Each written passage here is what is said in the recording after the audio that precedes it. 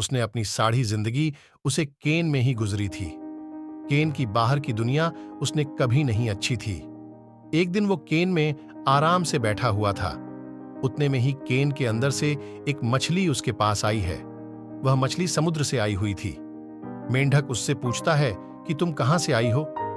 मछली उसे जवाब देती है कि मैं समुद्र से आई हूं।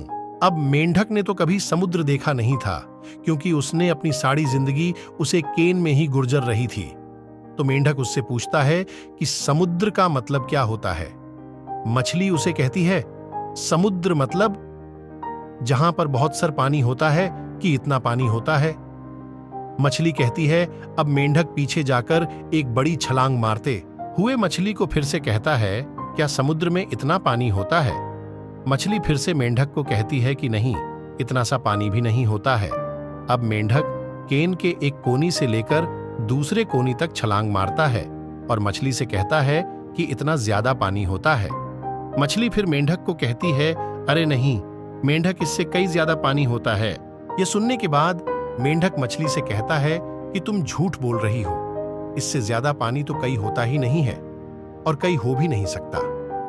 मेंढक ऐसे इसीलिए बोल रहा था क्योंकि उसने आज तक अपनी पूरी जिंदगी में उतना ही पानी देखा था।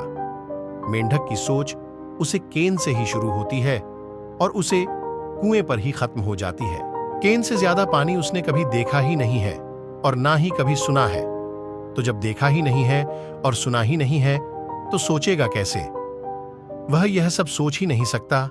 तो मछली ने क्या किया, उसे अपनी पीठ पर बिताया और उसे मेंढक को समुद्र में ले गई और कहा कि देख कितना पानी है। मेंढक ने देखा और देखकर चुप हो गया। इस कहानी से हमें यह सीख मिलती है कि आज बहुत से लोगों की जिंदगी उसे केन के मेंढक की तरह हो गई है, जिनकी सोच एकदम छोटी है। उनकी सोच वहीं शुरू होती है और वहीं खत्म हो जाती है। वो बड़ा सोच नहीं सकते, और जब बड़ा सोचेंगे ही नहीं तो बड़ा कम कैसे कर पाएंगे।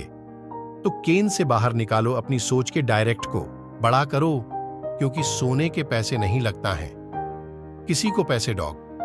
तभी आपके दिमाग में बड़े ख्याल, बड़े सपना और बड़ी सोच आएगी। ऐसा नहीं होता है। और वह कहते हैं ना कि जी दिन से आपने अपनी सोच बड़ी कर ली, बड़े बड़े लोग आपके बड़े में सोचना शुरू कर देंगे।